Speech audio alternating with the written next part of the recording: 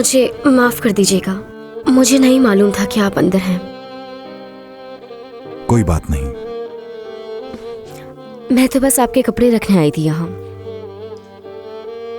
हाँ ठीक है, अलमारी में हैंग कर दो इन्हें।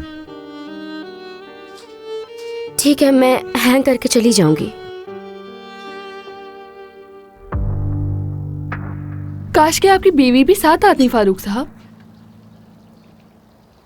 इंशाल्लाह फिर किसी दिन आ जाएंगी। इंशाल्लाह। जानान, फारूक ने बताया कि जहरा की तबीयत ठीक नहीं है आज। हाँ मुझे अफसोस है कि वो बीमार हैं, लेकिन मैं तो बस उनसे मिलना चाहती थी।